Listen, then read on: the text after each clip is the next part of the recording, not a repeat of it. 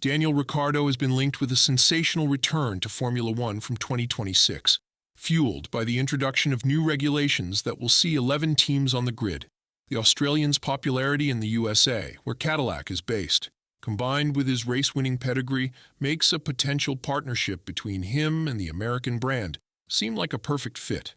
However, given Ricciardo's recent struggles and dip in form, the question remains, can he revitalize his career with Cadillac, or will this opportunity become another low point in his journey? If you're interested, don't forget to subscribe so you don't miss new videos. Let's get on with it. It's safe to say that one of the most painful yet expected departures from the sport happened in 2024 when Ricciardo was replaced by Lawson after his last race in Singapore. It came as a bit of a shock that Red Bull didn't announce anything at that time, nor did Racing Bulls, the team to which they had loaned Ricciardo's services. However, the shareholders made their wishes clear. They wanted the team to be made up of young drivers, not veterans. And that is precisely what they got. All in all, it wasn't great news for Ricciardo, no matter how you look at it. But now, as he enjoys life away from the track, Ricciardo understands that in motorsport things can change in the blink of an eye. A new opportunity has arisen, and he could be in the mix to return to Formula One sooner than expected, potentially as early as 2026. The arrival of Cadillac is shaking up the landscape, and while their primary goal is to secure at least one American driver, Colton Herta, being the leading candidate, the team is also looking to sign an experienced competitor with a proven track record. This is where Ricciardo comes into play. His impressive statistics and popularity in the United States are hard to ignore, which is why Red Bull wanted to keep him active as a team ambassador. Whether we like it or not, Ricciardo is a big asset for the team in terms of commercial value, particularly in the American market, similar to how Sergio Perez brings in revenue from Latin America. That said, Cadillac is now seriously considering the possibility of bringing Ricciardo out of retirement for a fresh start. However, there's a crucial point both sides must recognize. The 2026 grid will be incredibly competitive, and there will be no room for mistakes. While Ricciardo's last race victory dates back to 2021 with McLaren, he boasts 257 Grand Prix starts and 8 race wins, achievements secured during a time when several teams, particularly Mercedes, were dominating the sport. Even with that context, Ricciardo still managed to deliver top-tier performances for Red Bull before Max Verstappen arrived and changed the trajectory of his career. As of now, a potential lifeline for Ricciardo may have emerged with Cadillac. Despite ESPN reporting that sources close to Ricciardo have indicated he's not interested in returning to Formula One or joining the American team, they also mentioned that Ricciardo hasn't even been approached by Cadillac yet.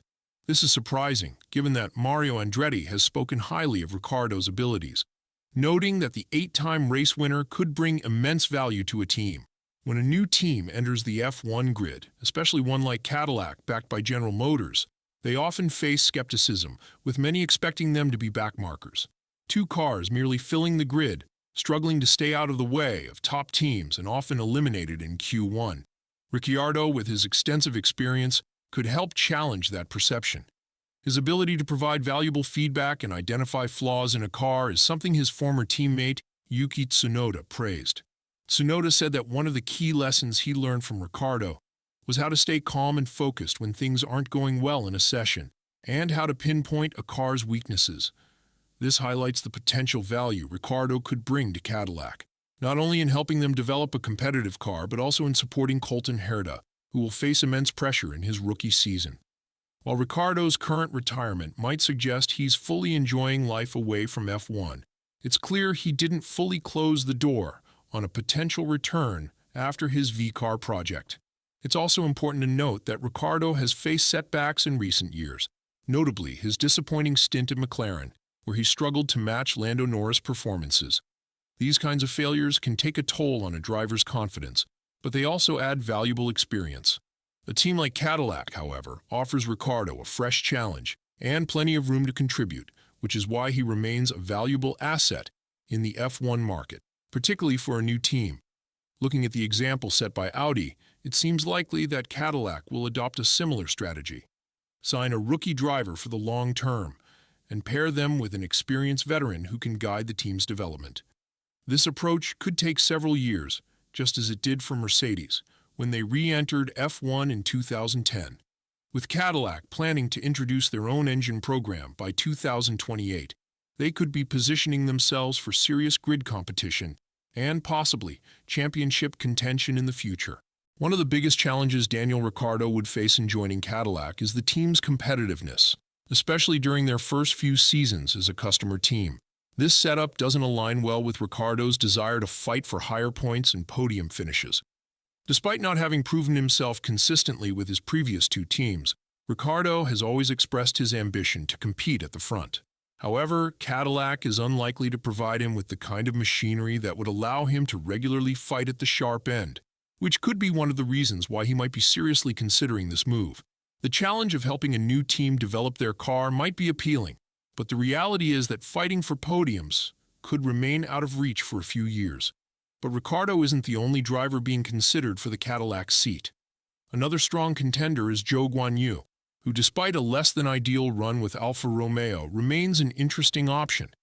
While some have questioned Zhou's ability to deliver top-tier results, especially after his difficult time at Alfa Romeo, it's important to remember that he is one of the few rookies to score points in his very first race. Additionally, Alfa Romeo didn't exactly provide him with the best tools to succeed, and the performance gap between him and teammate Valtteri Bottas was glaring.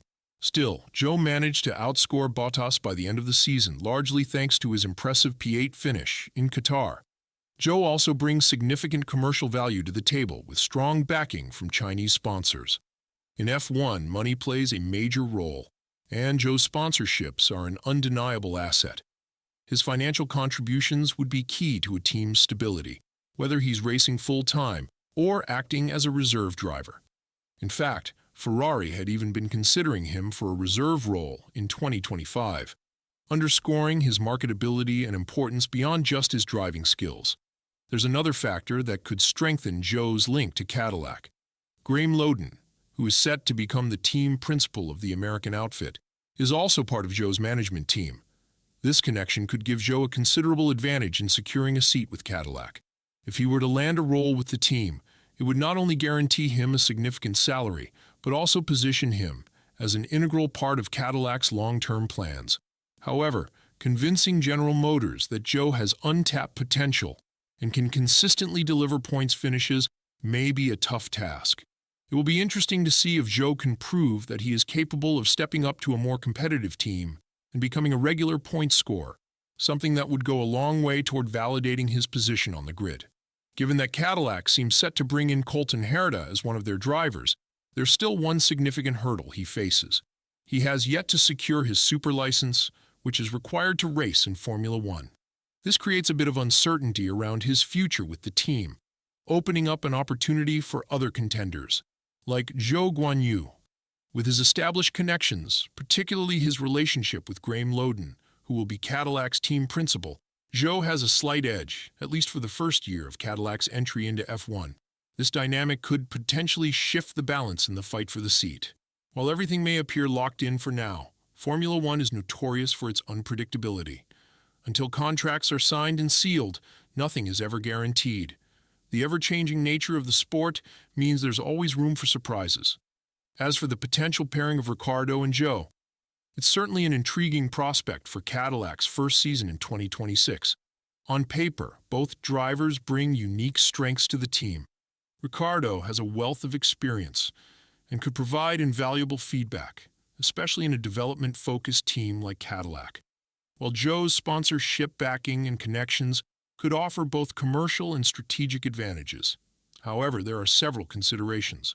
Ricciardo's recent struggles, including his underwhelming stints at McLaren and Red Bull, might raise concerns about his ability to perform consistently at the highest level. Similarly, Zhou has shown flashes of potential, but has yet to fully deliver on the promise he showed in his rookie season, with Alfa Romeo's struggles not helping his case.